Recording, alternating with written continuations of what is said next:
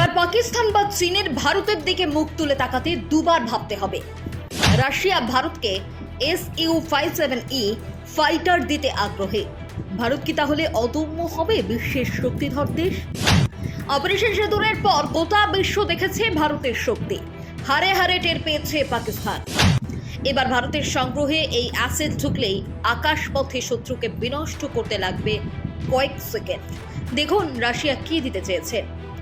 Russia আবারও ভারতকে তাদের পঞ্চম প্রজন্মের অত্যাধুনিক স্টিলথ ফাইটার জেট সুখোই Su-57E দেওয়ার প্রস্তাব দিয়েছে। এই প্রস্তাবটি এমন এক সময় এসেছে যখন অপারেশন সিঁদুরের পর ভারত পাক উত্তেজনা পুনরায় বৃদ্ধি পাচ্ছে, যা কেবল পাকিস্তানের নয়, সমগ্র উপমহাদেশেরই স্নায়ুর চাপ বাড়িয়ে তুলছে। এবার এই প্রস্তাবের সঙ্গে থাকছে মেক ইন ইন্ডিয়ার আকর্ষণীয় অফার, যা ভারতের প্রতিরক্ষা সক্ষমতাকে এক নতুন উচ্চতায় নিয়ে যেতে পারে। Su-57E কে বিশ্বের অন্যতম ভয়ঙ্কর যুদ্ধ বিমান হিসেবে ধরা হয়। কেন এমনটা বলা হলো জেনে নিন। এটি একটি পঞ্চম প্রজন্মের ফাইটার জেট, যা এটিকে বিশ্বের সবচেয়ে উন্নত রাডার সিস্টেমগুলোকেও এড়িয়ে যেতে সক্ষম করে তোলে। এর স্টিলথ বৈশিষ্ট্য এটিকে শত্রুপক্ষের কাছে প্রায় অদৃশ্য করে তোলে, যা যুদ্ধক্ষেত্রে এটিকে একটি বিশাল কৌশলগত সুবিধা দেয়। Su-57E তে GAN বেসড AESA উন্নত রাডার সিস্টেম।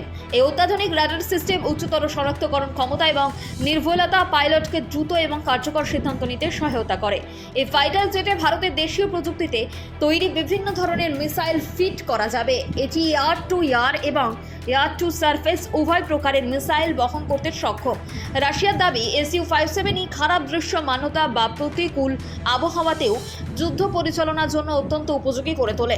Su-57E এর অন্যতম উল্লেখযোগ্য বৈশিষ্ট্য হলো এটি R-37M এর মতো দূরপাল্লার এবং উচ্চগতির মিসাইলকেও এড়িয়ে যেতে পারে।